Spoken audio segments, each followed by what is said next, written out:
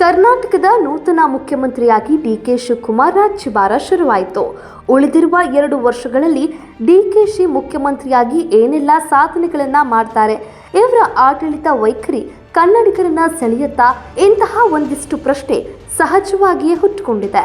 ಅದಕ್ಕೆ ಮುಂದಿನ ದಿನಗಳಲ್ಲಿ ಉತ್ತರ ಕೂಡ ಸಿಗತ್ತೆ. ಡಿಕೆ ಶಿವಕುಮಾರ್ ಸಿಎಂ ಆಗಿ ಅಧಿಕಾರ ವಹಿಸಿಕೊಳ್ತಾ ಇದ್ದಂತೆ ರಾಜ್ಯ ರಾಜಕಾರಣದಲ್ಲಿ 108 ಲೆಕ್ಕಾಚಾರ ಶುರುವಾಗಿದೆ. ಡಿಕೆಶಿ ಪ್ರಮಾಣ ವಚನ ಕಾರ್ಯಕ್ರಮಕ್ಕೆ ಯಾರೆಲ್ಲ ಆಗಮಿಸಿದ್ರು ಅನ್ನೋದರಿಂದ ಹಿಡಿದು ಆತ್ಮೀಯರವರೆಗೂ 108 ವಿಶ್ಲೇಷಣೆಗಳು ನಡೀತಾ ಇದೆ. ಅದರಲ್ಲಿ ಮೋಹಕ ತಾರೆ ರಮ್ಯಾ ಹೆಸರು ಕೂಡ ಕೇಳಿ ಬರ್ತಾ ಇದೆ. ಕರ್ನಾಟಕ ರಾಜಕೀಯದಲ್ಲಿ ಮತ್ತೆ ರಮ್ಯಾ ಹೆಸರು ಆಕ್ಟಿವ್ ಆಗಿದೆ. ಸಿಎಂ ಡಿಕೆಶಿಗೆ ಆತ್ಮೀಯರಾಗಿರುವ ರಮ್ಯಾ ಕರ್ನಾಟಕದ ರಾಜಕೀಯಕ್ಕೆ ಎಂಟ್ರಿ ಕೊಡ್ತಾರಾ? ಮತ್ತೆ ರಾಜಕಾರಣಕ್ಕೆ ಮರುಪ್ರವೇಶ ಕೊಡಬಹುದಾ? ಇಂತಹ ರಾಜಕೀಯ ಲೆಕ್ಕಾಚಾರಗಳು ಆರಂಭ ಆಗಿದೆ. ಮೋಹಕ ತಾರೆಗೆ ಡಿಕೆ ಶಿವಕುಮಾರ್ ಪ್ರಮುಖ ಜವಾಬ್ದಾರಿಯನ್ನ ಕೊಡಬಹುದೆಂಬ ಲೆಕ್ಕಾಚಾರಗಳು ಹಾಕಲಾಗ್ತಾ ಇದೆ. ಮೋಹಕ ತಾರೆ ರಮ್ಯಾ ಬಗ್ಗೆ ರಾಜಕೀಯ ವಿಶ್ಲೇಷಕರು ಕಣ್ಣಿಟ್ಟಿದ್ದಾರೆ. ಡಿಕೆಶಿ ಸಿಎಂ ಆಗ್ತಾ ಇದ್ದಂತೆ ರಮ್ಯಾ ರಾಜ್ಯ ರಾಜಕಾರಣಕ್ಕೆ ಪ್ರವೇಶ ಮಾಡುವ ಬಗ್ಗೆ ಅವರದ್ದೇ ಆದ ಲೆಕ್ಕಾಚಾರಗಳು ಶುರುವಾಗಿದೆ. ರಾಜಕೀಯ ವಿಶ್ಲೇಷಕರ ಪ್ರಕಾರ ರಮ್ಯಾ ಮರುಪ್ರವೇಶ ಮಾಡುವುದು ಕನ್ಫರ್ಮ್ ಎನ್ನಲಾಗ್ತಾ ಇದೆ. ಪ್ರಸ್ತುತ ಕಾಂಗ್ರೆಸ್ ಪಕ್ಷದಲ್ಲಿ ಪ್ರಭಾವಿ ಹಾಗೂ ಜನಪ್ರಿಯ ಯುವ ಮಹಿಳಾ ನಾಯಕಿಯ ಕೊರತೆ ಇದೆ. ಹೀಗಾಗಿ ಮಹಿಳೆಯನ್ನ ಕಾಂಗ್ರೆಸ್ನತ್ತ ಸೆಳೆಯೋದಕ್ಕೆ ರಮ್ಯಾ ಅವರ ವರ್ಚಸ್ಸು ದೊಡ್ಡ ಅಸ್ತ್ರ ಆಗತ್ತೆ.